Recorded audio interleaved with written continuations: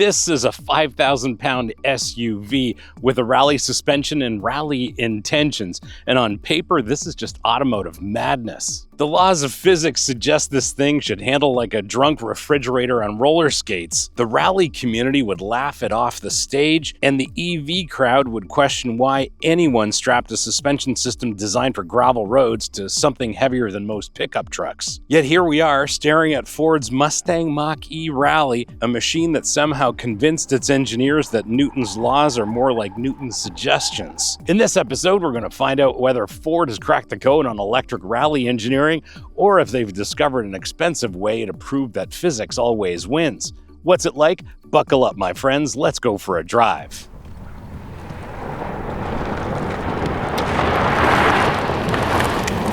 I'm your host, Brian Max, racer, lover of driving fast, fun things, and on this channel, you get reviews for drivers from drivers. With this rally, it seems that Ford's made a very expensive gamble trying to convince the world that they could take their electric crossover and turn it into something that could compete at a rally stage without it turning into a very expensive paperweight. The engineering challenges alone should have killed this at the concept stage, but here we are in 2025 driving a rally-inspired Mustang Mach-E. And before we get into what this is like to drive, let's have a look at it in a little more depth. This 2025 Rally is significant for two reasons. It's Ford's first ever performance off-road EV, and it's also a standalone brand new model in the Mach-E range. Sure, it looks different with the front fascia and this rear spoiler, but Ford developed an entirely new suspension, wheel, and tire package, body cladding, front skid plate, rear skid plate, and shields for the front and rear electric motors. They've recalibrated the torque vectoring, and there is a Rally Sport drive mode, which allows for more aggressive yaw angles and a little bit different throttle response specifically designed for loose surface driving conditions. Ford's marketing department calls this rally inspired, but I call it what happens when engineers binge watch Group B footage on YouTube after too much Red Bull. The Rally has two electric motors, one at the front, one at the rear, making this all-wheel drive. Combined, they make 480 horsepower and 700 pounds of torque. Range is said to be 265 miles or 426 kilometers. The battery is a 91 kilowatt hour size. Maximum fast charge rate is 150 kilowatts. Steering is electrically assisted, but one of the big differences between this Rally and other Mach-E's is the suspension. Starts with sitting an inch higher than other Mach-E's, uses McPherson struts at the front with springs that are 20% softer, multi-link at the rear with springs that are 35% softer. The adaptive dampers have also been recalibrated with softer compression and firmer rebound. It's also worth noting that this uses the same brakes as the Mach-E GT with Brembo calipers at the front that are 4-piston, big 385mm rotors, single-piston calipers at the rear with 316mm rotors. These 19-inch wheels are exclusive to the Rally, and they do hide those Brembo brakes pretty well. Tires are also specific to this Rally. They're 235-wide Michelin Cross Climate 2 EV spec performance tires. A Bang & Olufsen sound system and Blue Cruise are standard here. Weight distribution is basically 50-50, but on this channel we know it's not static weight distribution that counts, it's how you use it. And fun fact, at 4,979 pounds of curb weight, this is probably the heaviest rally car ever, assuming we use the term rally car the same way people use the term social media influencer. Did you know that 80% of you are not subscribed? Yes, it's true. 80% of you are not subscribed. I checked the data. So if you like the content on this channel, do me a solid, hit that subscribe button, make sure you like this, and if you want to support the channel, please hit up our merch store. Links here, links below. Lots of great stuff for driving enthusiasts like us, including our very popular line of Save the Manuals merch. Now back to your regularly scheduled episode.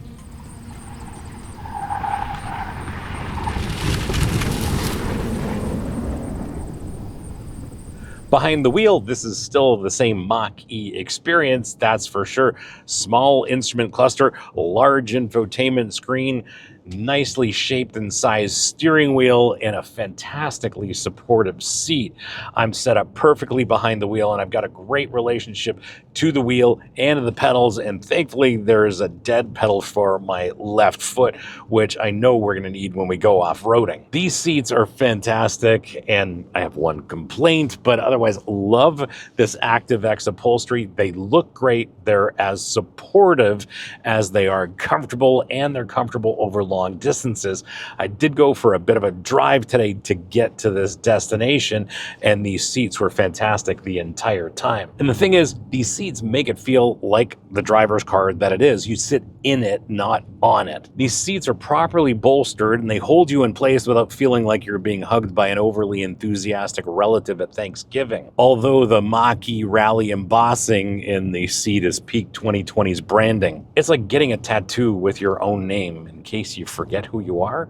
Ergonomically, this is a mix of modern Ford ergonomics as well as modern Ford EV ergonomics. So we do have the big tablet here. The ability to connect any kind of phone to this is amazing, and it connects so easily. That's one of the things Ford does really well. If you're new to the Mach-E, well, let's address this elephant in the room, this 15-inch touchscreen. Think of it this way. Ford basically took an iPad Pro, gave it steroids, and said, control the entire car with this thing. But the screen responds quickly, even when you're adjusting the air conditioning, and it won't cause you any anxiety when you're trying to adjust the temperature, which puts this ahead of almost every 2025 model year luxury car. Because this is effectively a crossover, no, it's not a Mustang pony car by any stretch of the imagination, there is tremendous visibility in all directions. And of course, you've got cameras to help you when you have to park this thing, but visibility, just as a fundamental,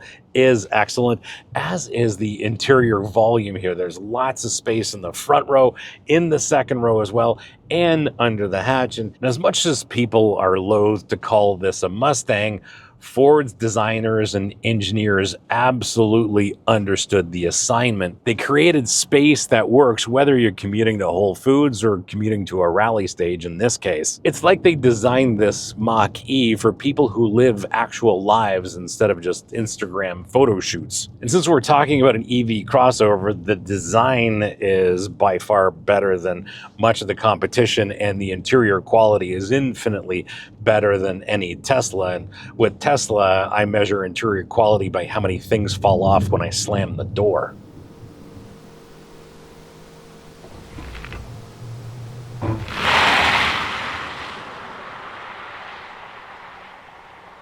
In the interest of science, we must launch this Mach-E Rally. So let's give it a shot, shall we? Let's.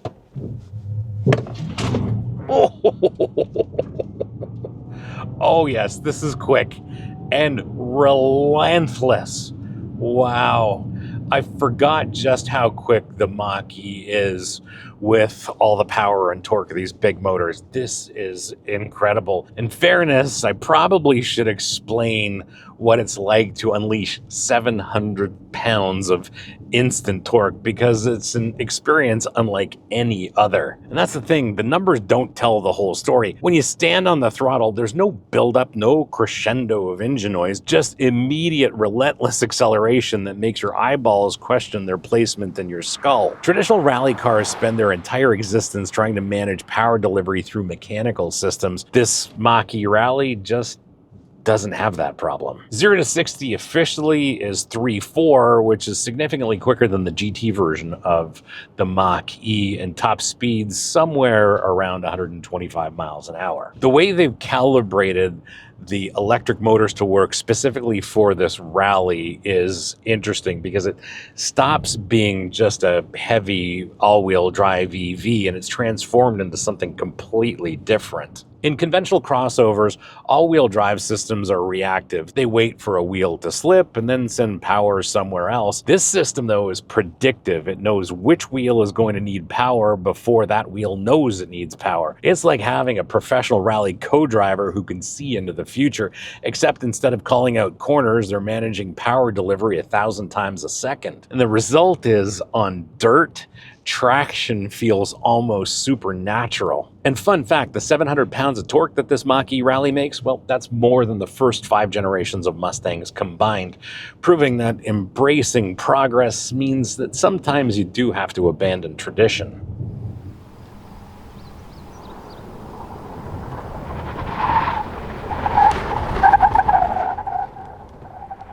When it comes to handling, that's what this Mach-E Rally is all about. But we have to talk about this Rally Sport drive mode for just a second.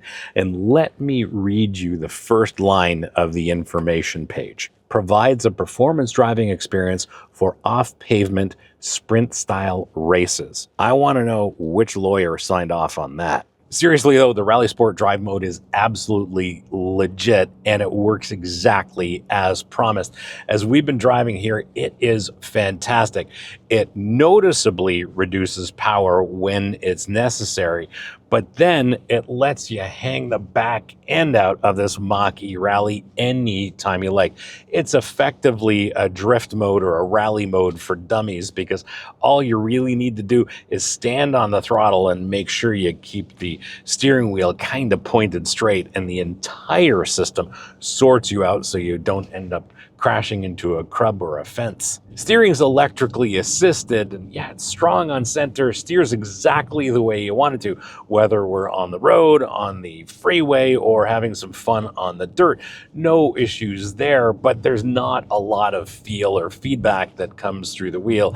Definitely feels more programmed than it does engineered. Now let's talk about what happens when you do throw this around in the corners, because at a curb weight of about 5,000 pounds, the physics shouldn't work. The massive battery pack sits in the floor of the Mach-E. The fact that all of that weight is low in the chassis helps dynamics, helps stability rather than fighting it. We have to talk about the suspension in a couple of ways. Dynamically, that's one thing, but I do want to talk about ride comfort on the road. And because they've softened up the spring rates, they've adjusted the damping rates to match, this is the most compliant riding Mach-E you can get. And for that alone, that makes this Rally a very interesting choice, because it soaks up bumps, and then because the damping rates match these new spring rates, body and wheel control is excellent. This isn't just lifted springs and stiffer shocks. It's a complete rethink of how a suspension should work when you have instant torque and a computer brain. The system can predict when you're about to do something interesting or maybe stupid and react accordingly. Over rough surfaces, it soaks up impacts that would rattle your teeth loose in a traditional sports car, that's for sure. And on smooth roads, it keeps body roll to an absolute minimum, where most crossovers would actually roll over and beg for mercy. Haven't really been a big fan of the Mach-E GT's brake package, but here I'm guessing they've paid some attention to the way it actuates, because the brake pedal feels natural here and you get great control out of the pedal, and of course lots of stopping power as well. This brake pedal does exactly what I want it to do all the time, and then does a great job of blending regenerative braking in this Mach-E. Speaking of which, I've found that the Mach-E's one pedal mode is maybe the best in the EV business. It's natural, intuitive, works exactly the way I want it to, and I rarely touch the pedal. Although on the other hand, this Mach-E Rally is so quick that sometimes I do find it necessary to use that brake pedal, and then I'm rewarded with a brake pedal that feels exactly the way it should. And the funny thing is that this does have those big red 4-piston Brembos, but this wheel design for the Rally hides them almost completely.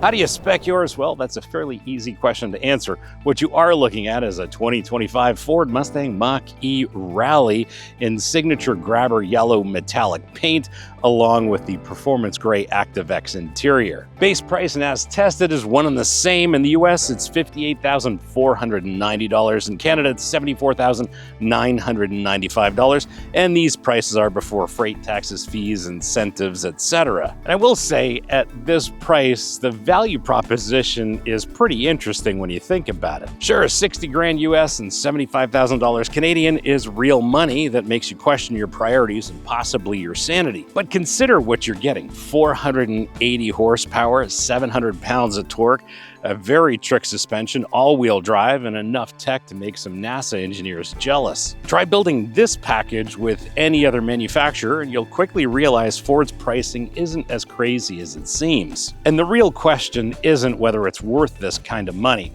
The real question is whether you will use 100% of the performance that you paid for.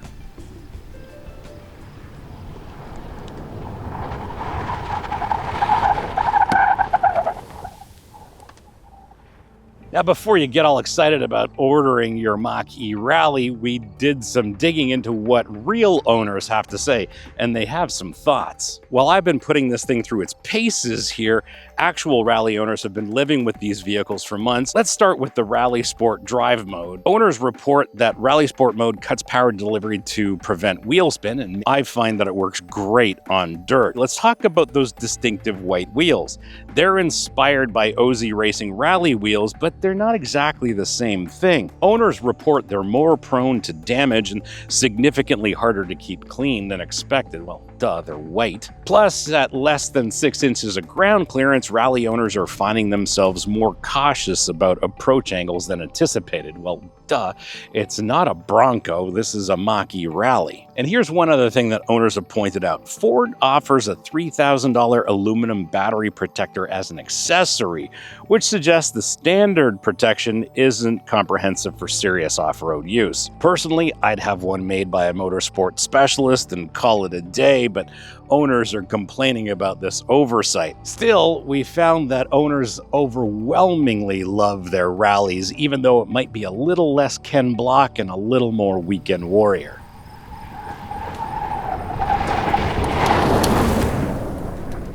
My verdict? Well, here's the thing that nobody talks about with this rally. Ford just didn't slap on a lift kit on their Mach-E and hope for the best. They fundamentally rethought how all of this weight works in their favor. That 5,000-pound curb weight, it's positioned lower than a traditional rally car, and that rewrites the whole game. The suspension doesn't fight the weight, it choreographs it, using that mass as a tool for traction rather than treating it as a burden. The instant torque delivery also solves a big challenge in traditional rallying, maintaining momentum through loose surfaces. Those electric motors respond in milliseconds, keeping you in the sweet spot of traction. Torque vectoring essentially turns each wheel into its own traction control computer, something mechanical differentials could never achieve. And the way that they have recalibrated the suspension is just sublime. It absolutely works as intended. But is this rally conventional? No, not even close.